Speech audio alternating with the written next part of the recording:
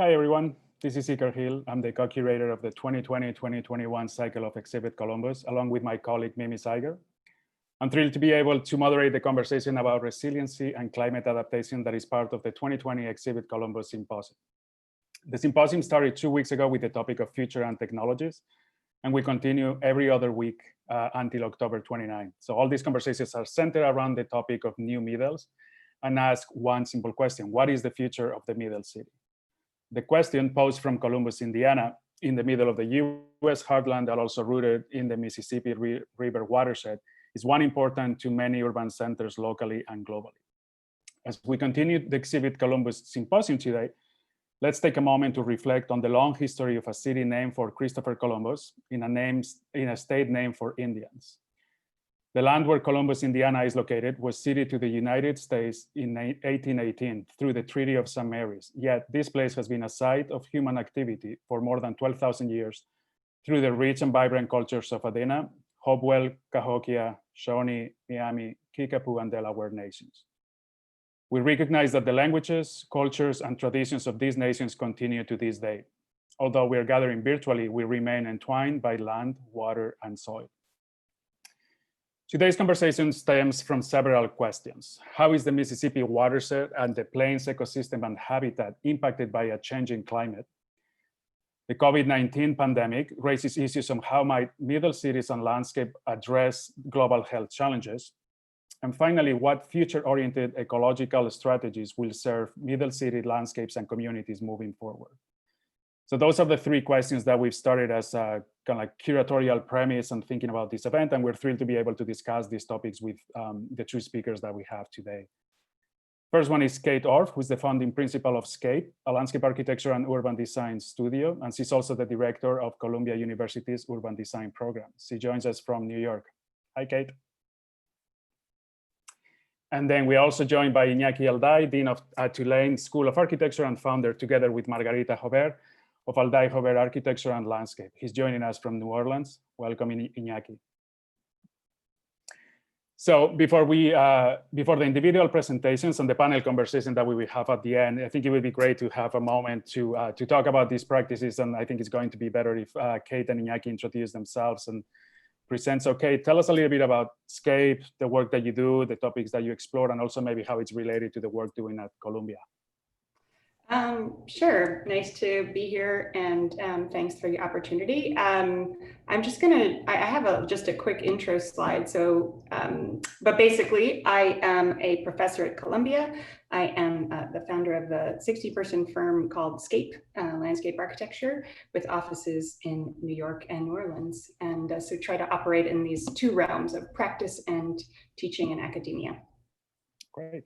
And it's great to have you again after featuring the work at the US Pavilion 2 years ago. That was fantastic. So I'm thrilled to have you here. And Iñaki, tell us also a little bit about your work as Dean at Tulane School of Architecture in New Orleans, how the school is maybe thinking about these topics, and also how those are connected to your own private practice.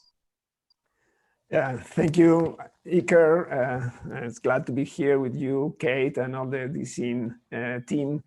Yes, I'm since a couple of years ago, I'm Dean at Tulane. It's a small but really exciting school of architecture in a really exciting university in New Orleans, which is one of the most intense places that you can imagine. It's a very vulnerable place. It's one of the big deltas in the world, extremely vulnerable, and it's a place that brings everything that we have in crisis. Environmental, social, economical. It's very exciting to be working in a kind of very intense environment. So it was a kind of natural fit for us. Our firm operates mainly from Barcelona. It's a hybrid practice. Our firm is architecture, buildings, urbanism, landscape architecture, and public spaces.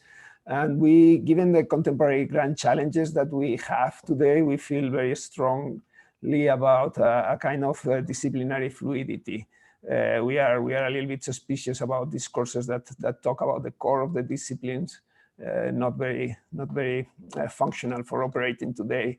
And we believe that that innovation happens in the fringes. and in the overlaps of the different fields of knowledge. And what is the space of the unknown, much more than the introspection of the already known knowledge.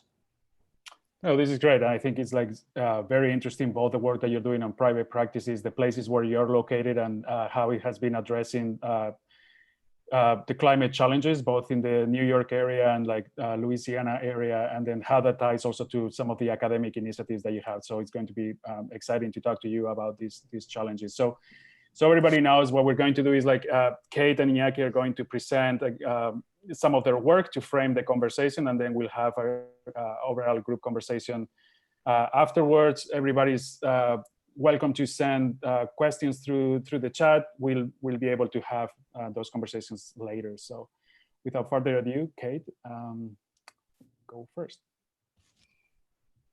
Great, thanks.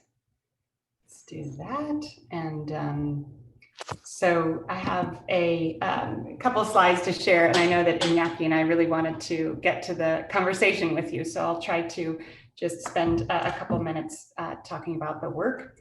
And the topic that you chose was resilience and adaptation. And I do feel like more and more moving through into the future, we can't understand how to be resilient in the future unless we really fully unpack and understand the sort of systems of whether it's racism or carbon intensive development that have got us to where we are now in the climate emergency and in a sort of a crisis of social justice and injustice in our built landscapes. So I wanted to spend a couple of minutes on just this project called Petrochemical America with Richard Misrak, the photographer. This was done in 2011, 2012. This is a book project with Richard, and in the book I tried to sort of unpack the layers of what has made the American landscape over time, kind of integrating Richard's extraordinary photographs with a series of drawings and text that kind of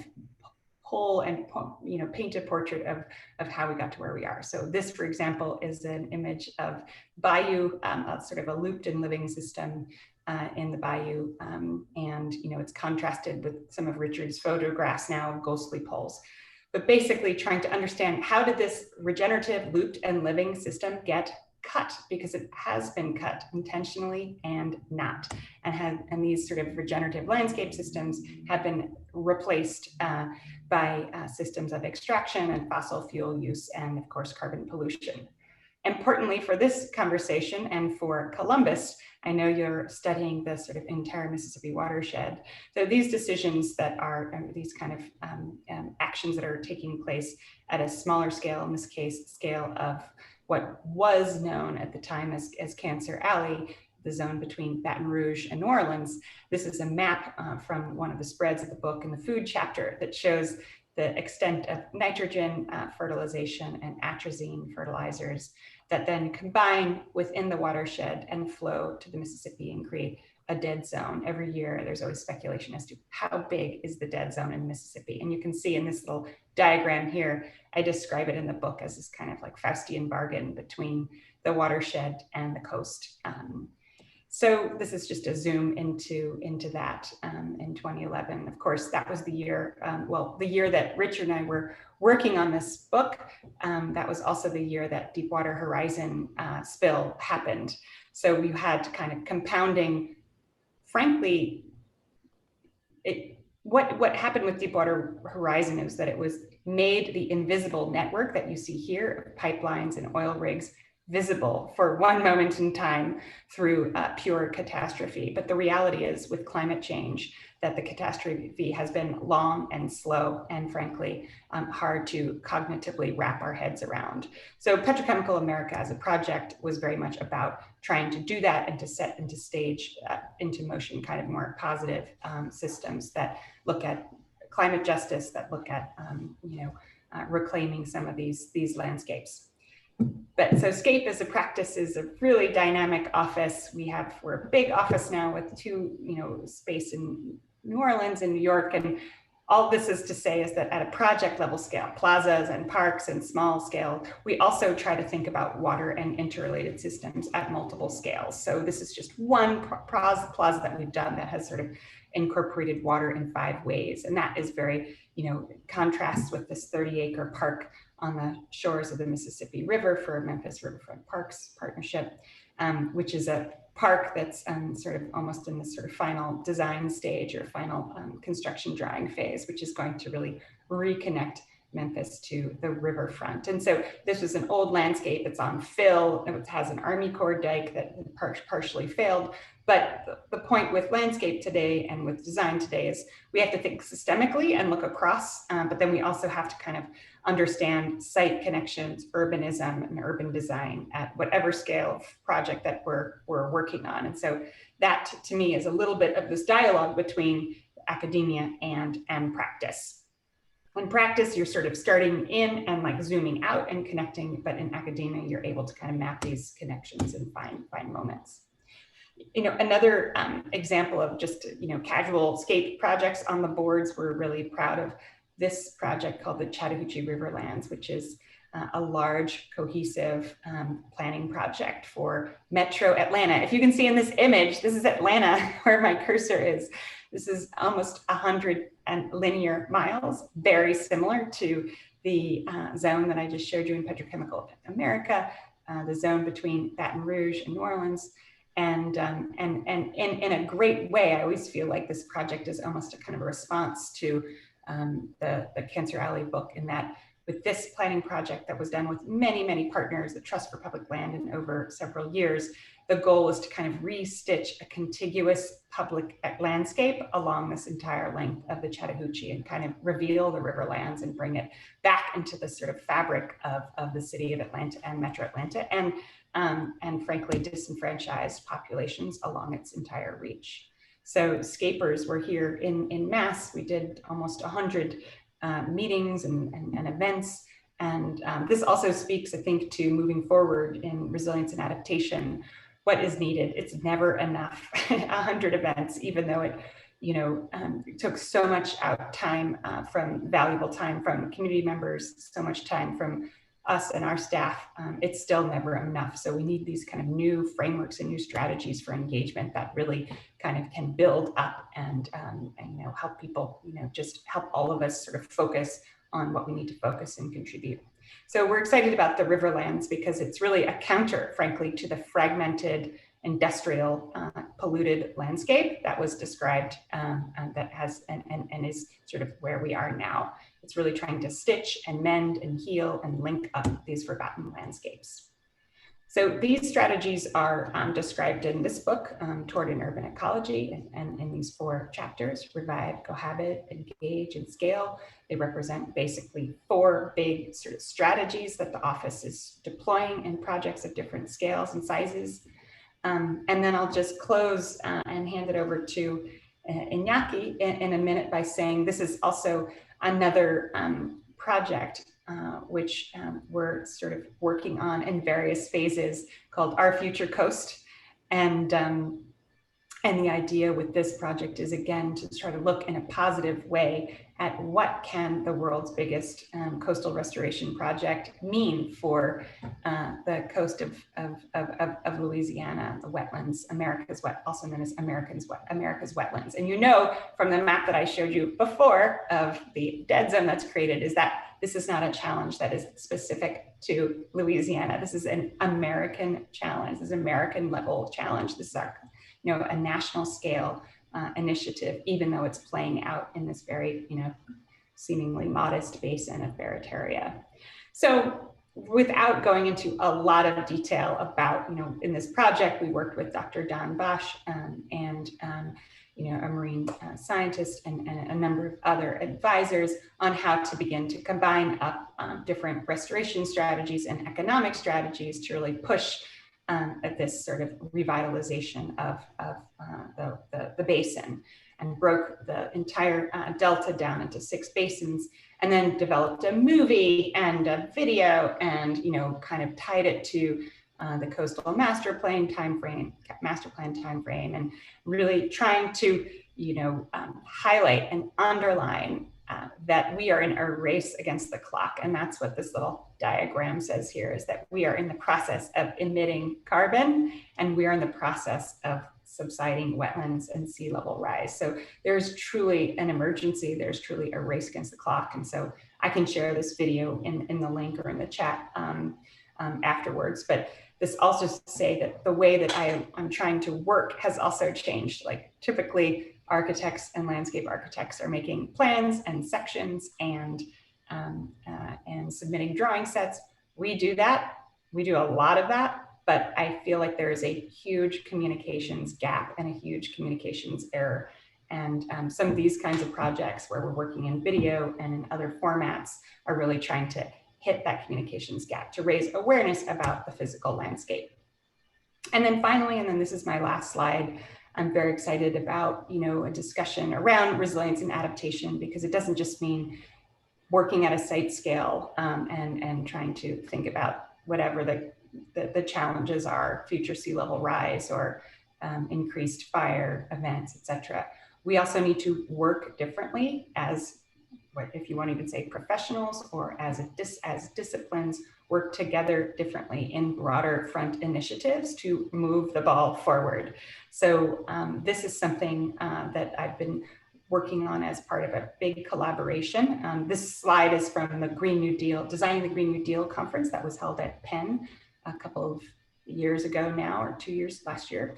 And basically it was a kind of just a sketch proposal of like, okay, Green New Deal now, how do we advance some of these projects? What would be transformational projects? But the big takeaway from that is now in the landscape world, as a board member of the Landscape Architecture Foundation, working with Billy Fleming and the CARG Center at Penn, my center that I co-direct at Columbia, the Center for Resilient Cities and Landscapes, ASLA, CELA, we've made a big coalition around a super studio along these lines. So that's my final close of, yes, we need to work differently. And it is a giant invitation to everybody listening to this session to join and participate in the Green New Deal.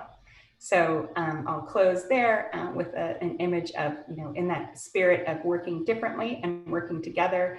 I am so thrilled to be part of, a group of climate feminists that have put out this book called All We Can Save, edited by Ayanna Elizabeth Johnson and Catherine Wilkinson. And this is a book that I'm so proud of and proud to be a part of. It really is looking at how we need to talk about the climate crisis differently, lead with the heart, and really kind of hit the reset button in terms of how we're thinking and working in the climate space. And so I'm totally excited to be part of this climate renaissance. All right, Iñaki, I'm stopping my share.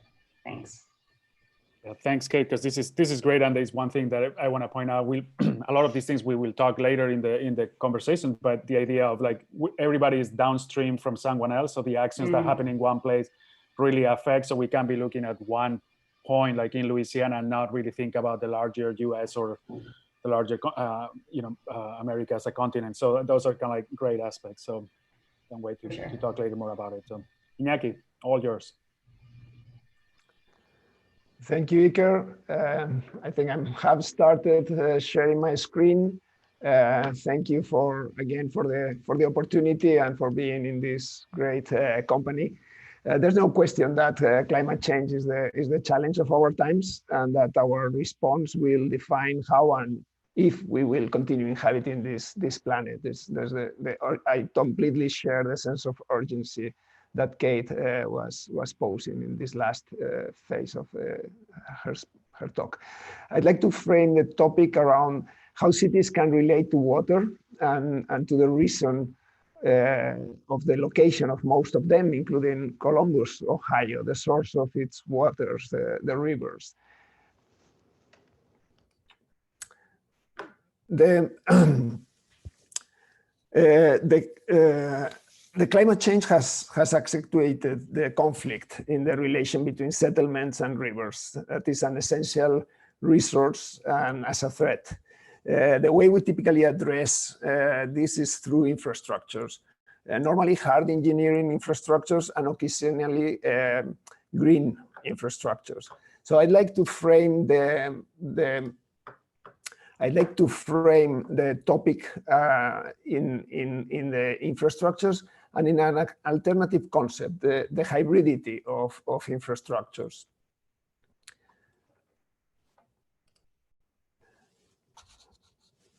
We are especially interested in exploring three critical kinds of infrastructures: mobility, and this is an image of the green diagonal in Barcelona; energy, and this is the image of the power plant and video art center of Zaragoza, and of course in water, and the relation between water and river dynamics. I'll focus here as it seems most appropriate for the general framework of this discussion.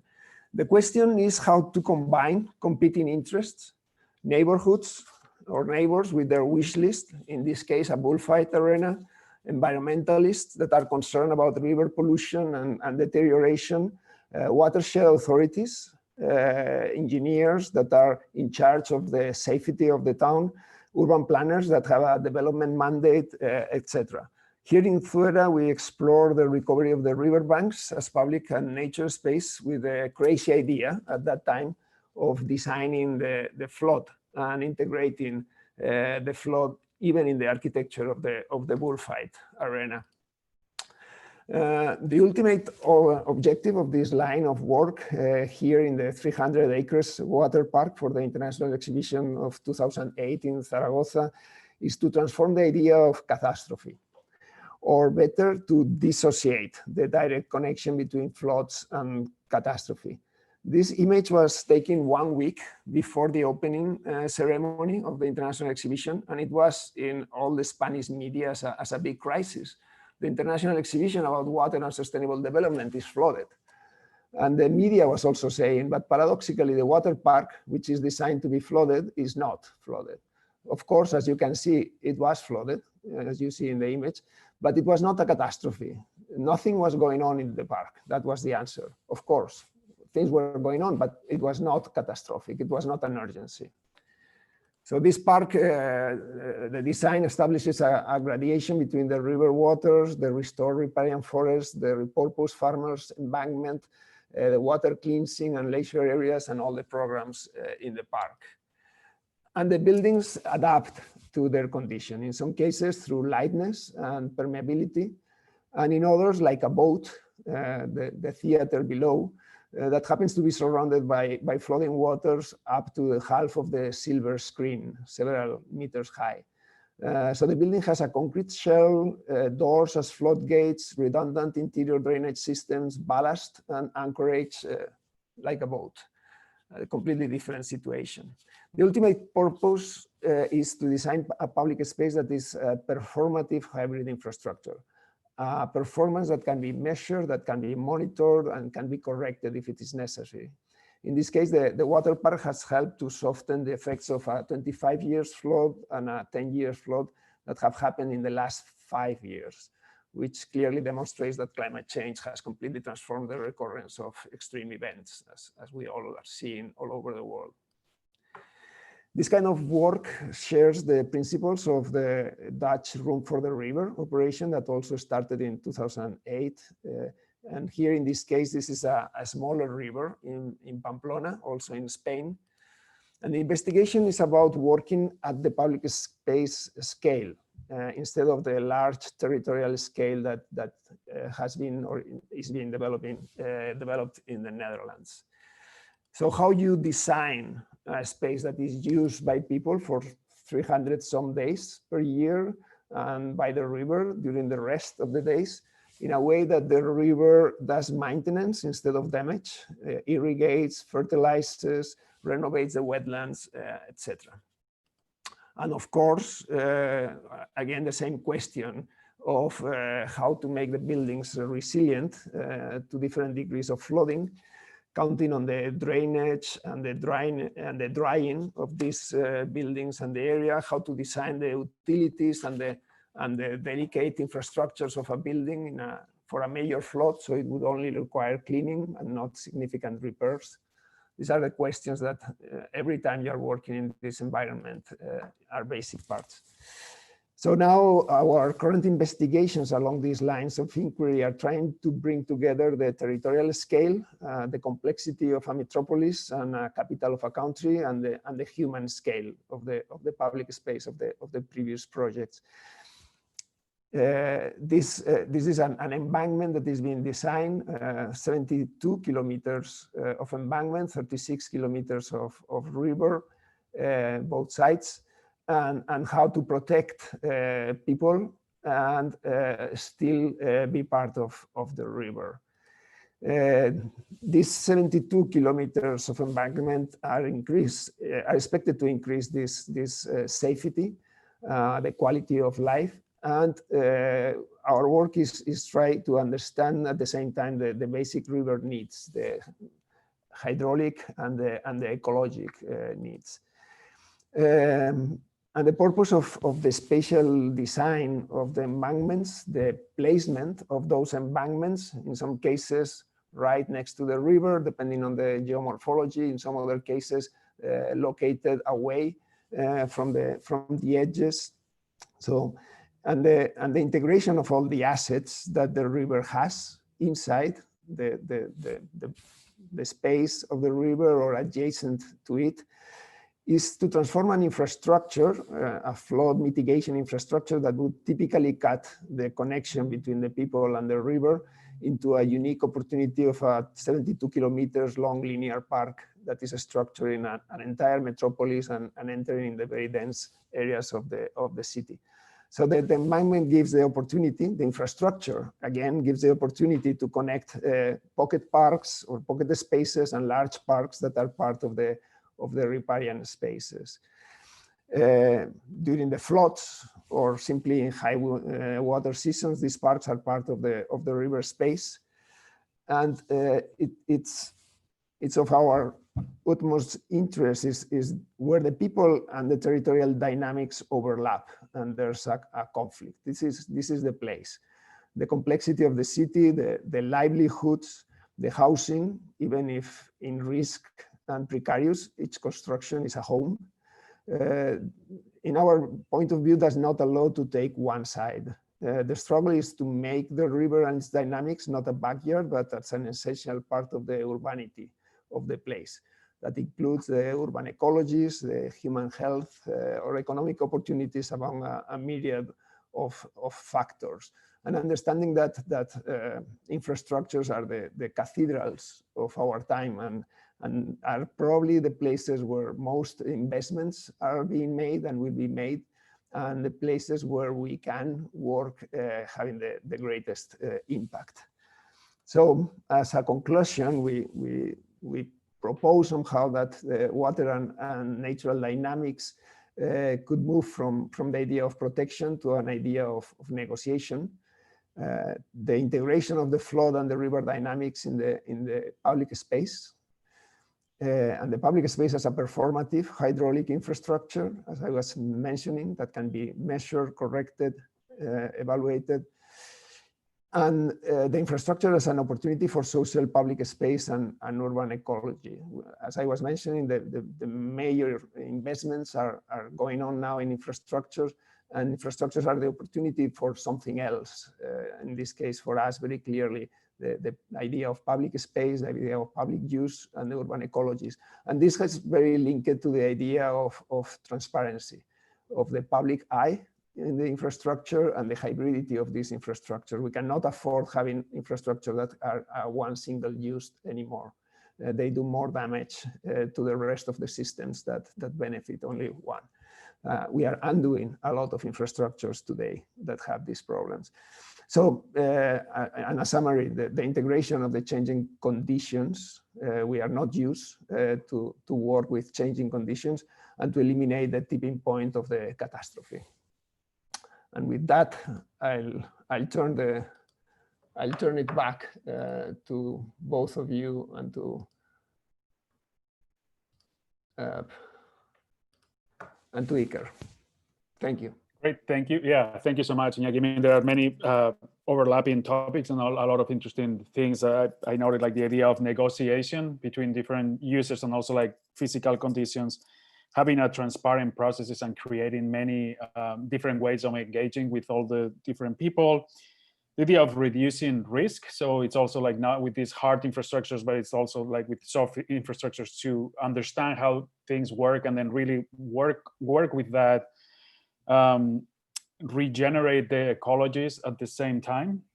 And the idea of bringing people to the rivers, and it's like that in a lot of the different large scale projects, but also individual projects in cities. How do we have that connection that it's fruitful, and it has been happening for many decades, but now as we have the climate challenges, how do we make that in a way that is not one at the cost of the other one, or it doesn't create that extreme conflict? So those are kind of like amazing things. And I think one of the aspects, maybe we can start talking about the larger scale, where as a curatorial project, we're framing the idea of Columbus, Indiana, understanding it as one of the middles within the Mississippi watershed. And you've both worked both in the US and outside at this large scale. So I'm interested in knowing more, and Kate talked a little bit about that before, but when you think about that scale and you have that vision, sometimes that scale doesn't really operate at the same level of like governance or other entities. And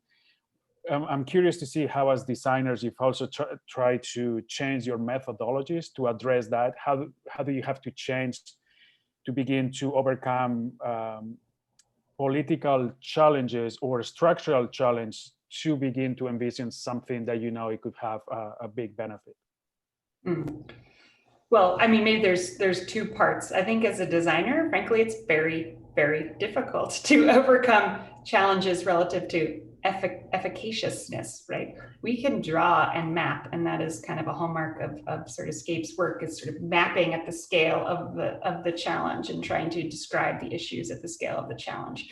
But where I'm really trying to dig in right now is trying to dig in at the scale of acting at the scale of the challenge. And, so that is very difficult. So yes, there are, just take the Mississippi watershed, for example. There are a number of consortiums, like interstate consortiums, around issues of water quality, for example. Do they meet very often?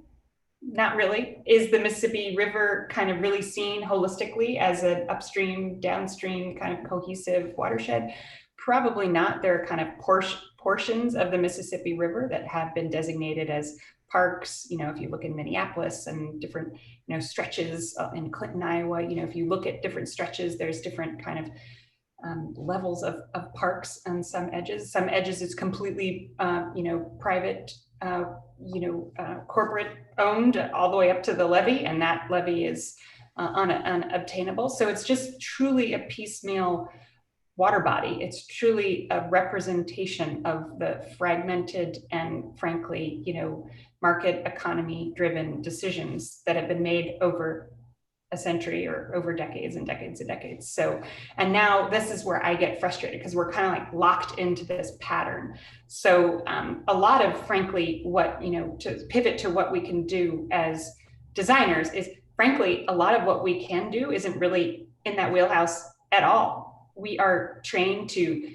design things, to make things, to add things to the world, to sketch alternatives, but we're not really trained to like unmake, or we're not trained to advocate. We're not trained to say, okay, here's an alternative, sort of organizational structure that might incorporate these things. And we're not so well, some people are, but not so well trained in politics and advocacy. So I don't know. I mean, I think it's a very difficult question. And I think you could probably see from my talk, this like desire to like break open and, out of frustration, the desire to work with others, whether it's in the All We Can Save book, or whether it's the Green New Deal Super Studio. It's just simply the scales that we're working with, and that along with even 50 other incredibly super talented people, it's simply insufficient. So we have to invent these different frameworks of working in order for our work to like truly kind of find a nest and kind of like click into the possibilities of actual change. Because no more renderings, right? No more fancy renderings, no more floating hotel cities, that's done. We have to like just stop doing that, and we need to start doing other things so sorry, that's my little tirade for now. I think I have a feeling who we were talking about, the floating cities, but I think it's very interesting. But before, sorry, with Iñaki, just the idea of I think you show a little bit of like creating those frameworks needs to include new people, but also I'm very curious about the book, like toward urban ecology, that it becomes also like the book as an activist manifesto, as a tool for other people to be engaged. So I think there is something already there about how you're using your communication to get into that next step of the conversation. Iñaki, go ahead, sorry. I was going to say that Kate, you are extraordinarily talented in both helping us to visualize, which I think is a really important part of our work as designers, but also to advocate through your books and through your visuals. So in that side, I have to commend you and show my admiration. I think that it brings this question brings the idea of the potential, of the capacity of the designers.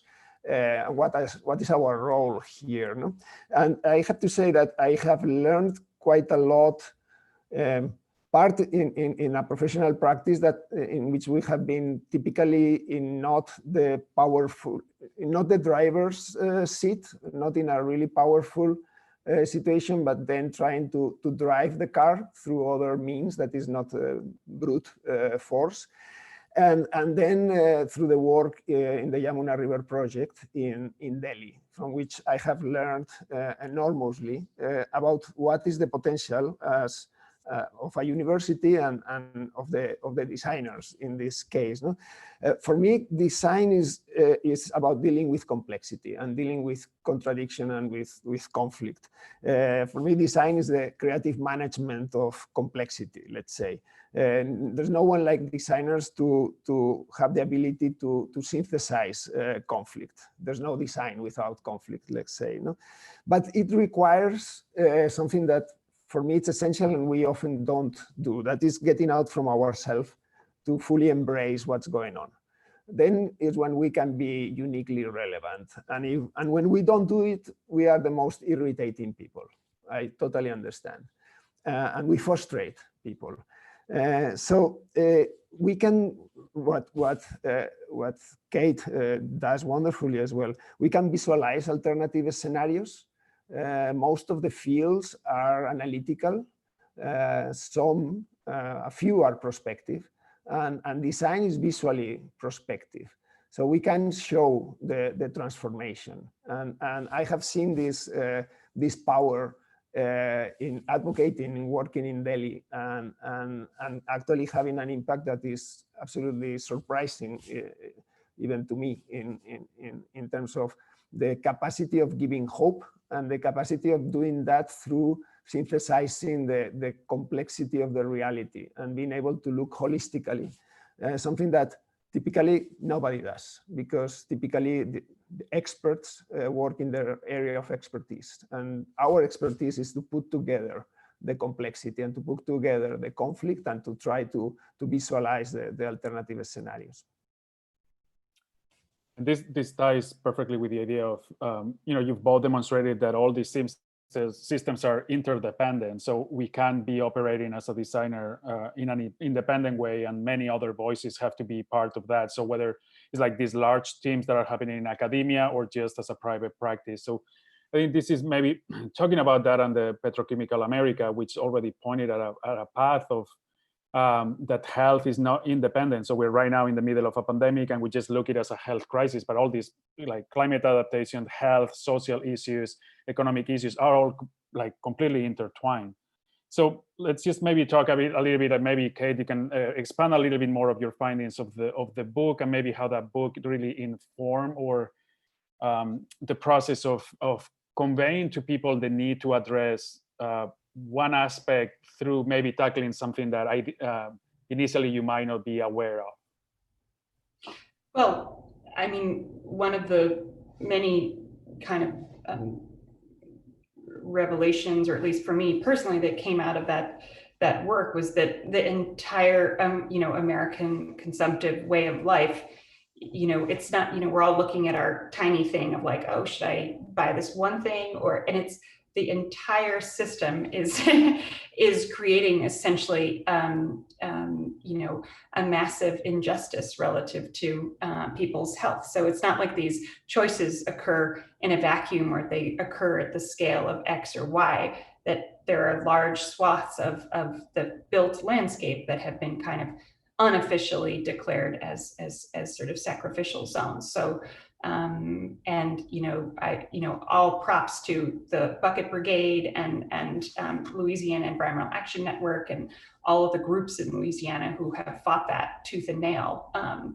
But it is, you know, there's no, I think that's one of the things. There's no like carbon emissions. It's not like CO2 is somehow like it's not invisible. It's invisible, therefore it doesn't like extremely impact our physical health and well-being. You have air quality indices, you know, off the charts, you know, leading to asthma and premature death in places all around the world. So I just feel like it's a sort of a collective, you know, blinding around consequences and actions and consequences of actions, and just the hope that our own wealth will insulate us from those negative consequences at some kind of time in the future. But, you know, and you know, on a totally, sorry to just pivot completely, but on a separate note around, you know, around if you kind of think about COVID and you think about the scale of the building or the scale of the site, I also feel like for some reason, and not to, you know, gang up on engineers, but the projects that Iñaki showed, these very beautiful, softer, flexible, more fluid projects are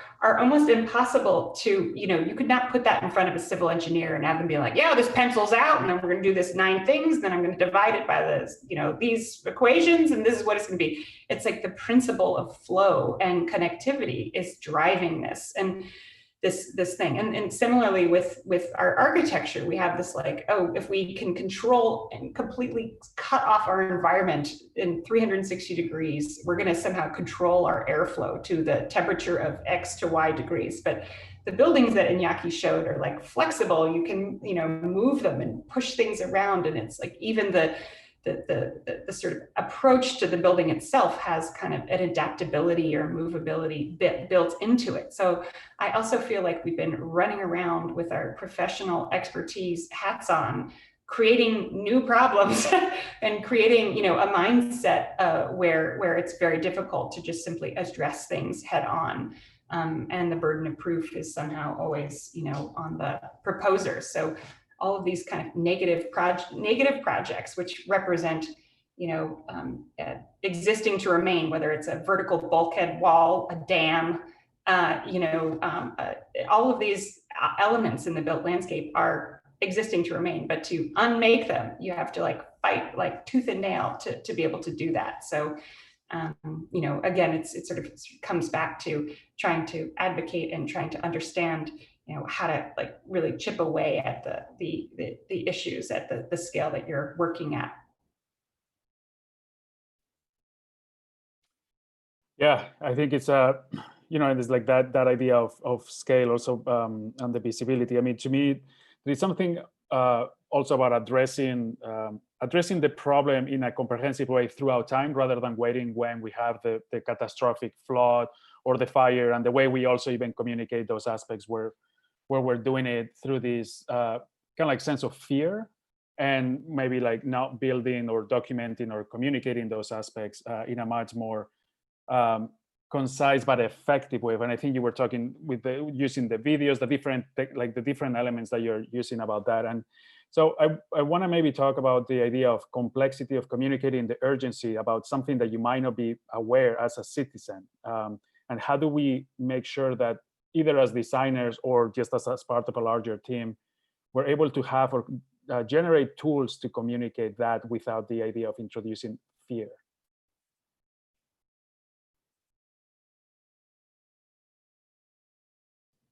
Well, one of the things that we are doing is, I think, try to understand through our graphic analysis, to understand the processes and to understand that these processes have certain logics, and that we can be part of those logics. No?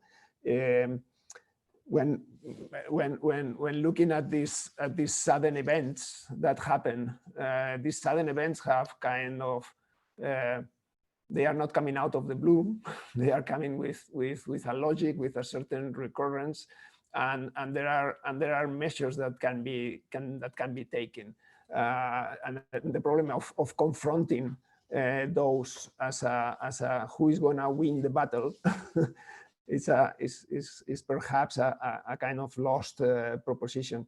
So for us, the idea of the negotiation, of understanding that we are part of larger cycles and that we need to be dealing with these cycles, like heavy rains, like floods, like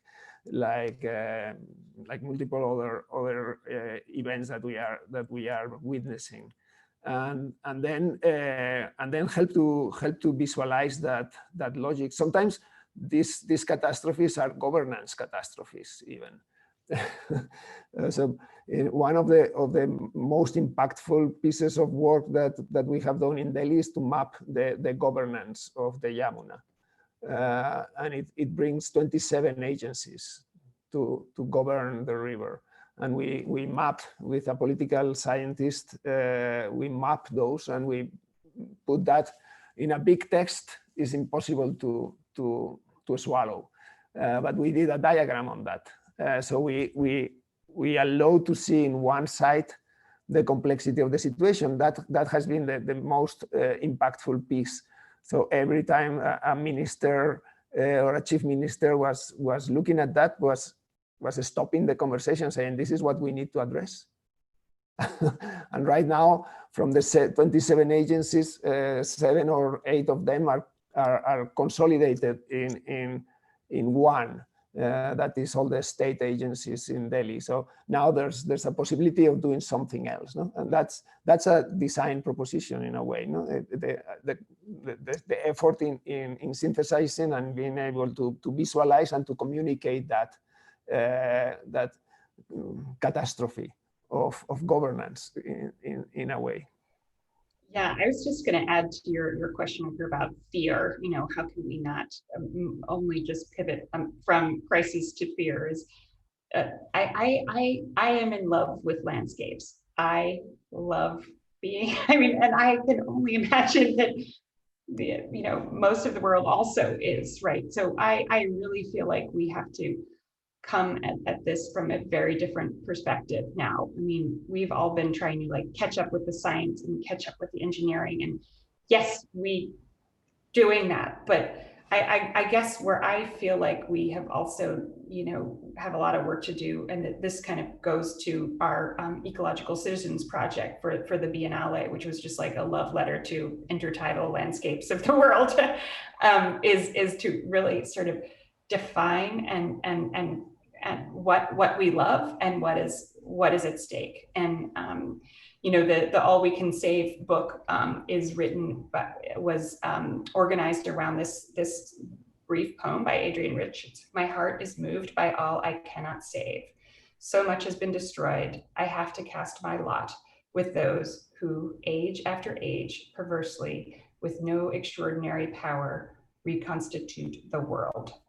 And I feel like we have to somehow get this very positive, life-affirming, love of our landscapes back front and center, because they are just truly imperiled, and it's hard to confront the statistics of migratory bird death and bird strike and mass die-off, but we need to act, but we also need to sort of reorient our communications, not around is it 7.2 degrees of sea level rise or 7.9 degrees of sea level rise? It's that these intertidal worlds that are nurseries for our entire marine life, and the oceans that we depend on are going. So, and it's just incredibly, I don't know, I just a different way of trying to think about that. So I would try to put forward this more ethos of love and care and mending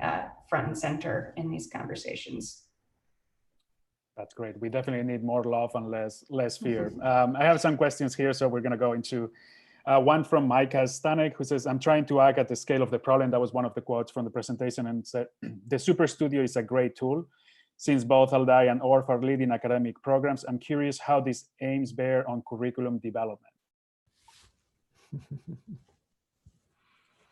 you want to take that first, Iñaki? And then I'm happy to. So there's one thing that I think is important to note is that academic institutions and research universities specifically have a power that no private has. The amount of expertise in different areas that is concentrated with a mandate on research, it gives an enormous opportunity for taking on the grand challenges. And this is true as a university or as a school as well. In our case, we have architecture, we have real estate development, we have historic preservation, and a little bit of informally urbanism and landscape urbanism. So the curriculum brings one of the possibilities that the curriculum, at least at Tulane, does is introducing the research projects into the curriculum as part of the work of students and faculty as teams doing investigation. And that's formalized in our model of research studios that are taking issues like the transformation of the port of New Orleans and the Inner Harbor Navigation Canal that Margarita Joubert is doing, the work of the environmental inequality and poverty and community challenges that we do through the small center, including prisons that flood. Angola during Katrina, but more recently the women's prison.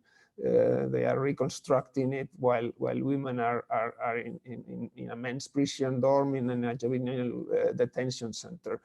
All this interconnection between climate change and urban equality and economic impact. Jesse Keenan is working in a series of things, and these pieces are intersected through the curriculum. In some electives, some seminars, but especially in bringing the research to the class, and changing the role of the student from an individual student getting some lesson, let's say, or some education to the student as a team member.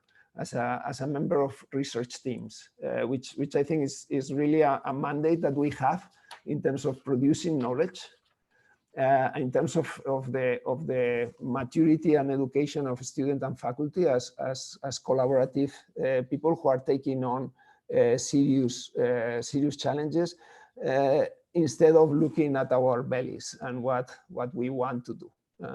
I make the pitch that I'm not interested in what anyone wants to do. I'm interested in what needs to be done.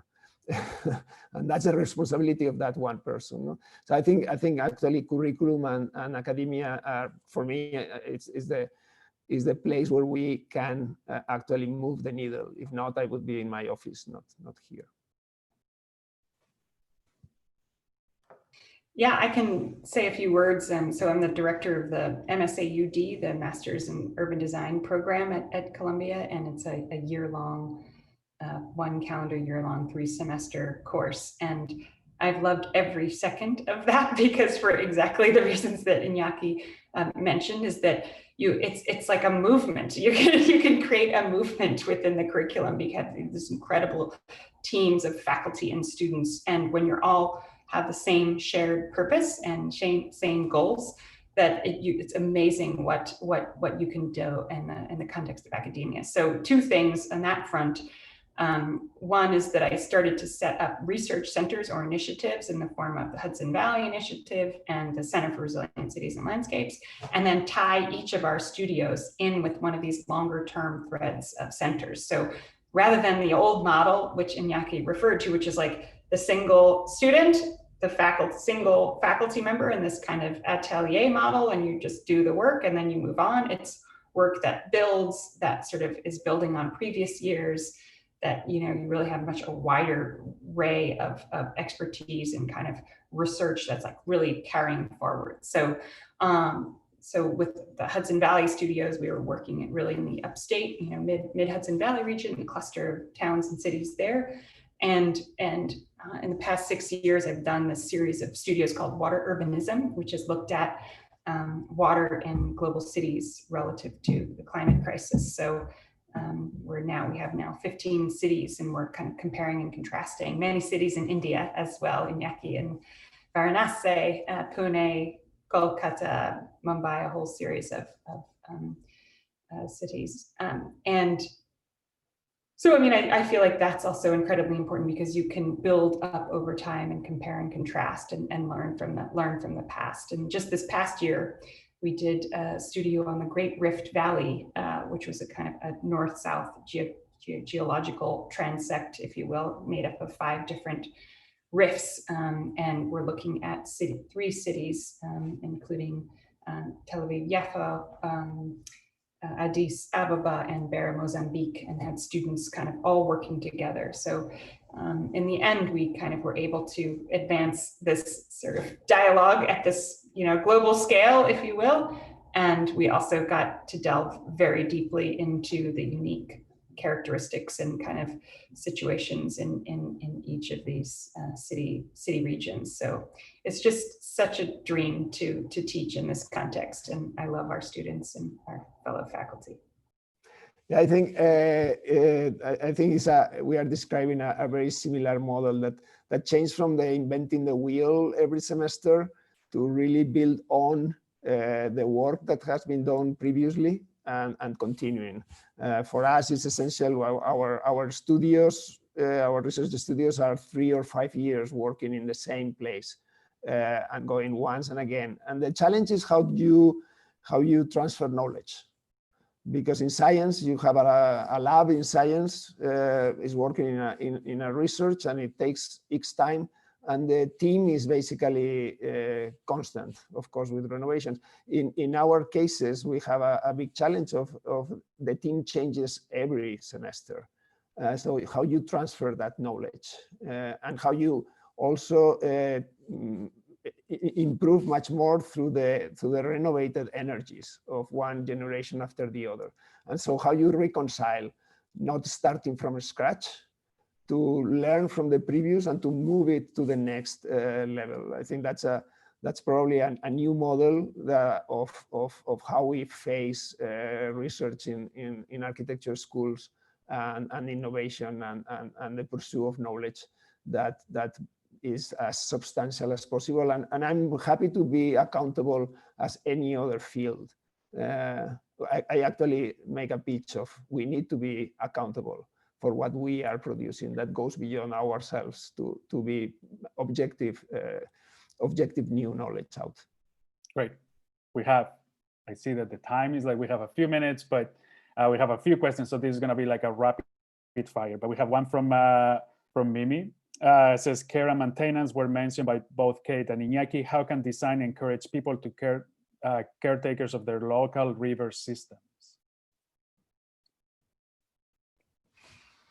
I would love to just, so in our studios, we work with a woman, Gita Mehta, who's been advancing like social capital credits and others who are more interested in water and fluvial dynamics and so on. So I really feel like there's, we need to break out of this, market-driven way of like paying people to maintain, and we need to develop these sort of stewardship structures and incentives for participatory action. So I totally agree that there's there needs to be a different model on the horizon, because right now it's based on this sort of capital intensive model, and it's not enough. Sorry, very quickly. I think there's an issue of how you get in love, or how people get in love with the space, how appreciate beauty and wellness, and how takes pride. And this is something that is very clear, especially in post-colonial places like Delhi and other places in which the public space is the place of the enemy, of the army that is colonizing. as opposed to be part of the citizens' domain. No? So the build of this sense of pride, the identification with the place, the little. I'm most in favor of the little luxury in the public space that people have the right to enjoy as something that is collective, but is owned by. And I think that designers will have a strong role in helping to mediate and to offer the possibility of loving the place. And we also need more time. This is what we have now with, I mean, I hate to say, well, we need more time literally for the session because we have 1 minute left, but in our lives, I mean, I'm as guilty as everyone of just running around and running onto a flight, into a meeting, into this and that. And I do feel like in this situation where we're all able to meet like this, and I find myself with more time for those very acts of care and maintenance that Mimi brought up. And I'm only hoping that we can translate some of this, what we've learned through the pandemic times, into very positive, action frameworks. Great. So we're not going to go through all the other questions. I think it's like some of them had been answered, but this is great. And as I agree, we need more time because this is kind of like a very complex and nuanced, and we need a lot of kind of like deep conversations. But I think this is one of like the kind of like a good format to begin to engage in that. And I think both of your work is giving a path, not only like to really see the design solutions, but a methodology and a way to approach and be an activist about what can be done, and not be someone who's just kind of like that doesn't know how to perform or how to be part of as a designer of society. And I think it's just giving path on the books, the films, the different approaches that you're doing from your private practices and the universities is really remarkable. So I just encourage everybody who's watching today to really follow and also be engaged and identify other local community members, organizations that are already doing the work, and see how you can all do it. So thank you so much, Kate. Thank you so much, Iñaki, for the great conversation. And thanks, everybody, for watching. Thanks. Bye-bye. Thank you, Iker. Thank you, Kate.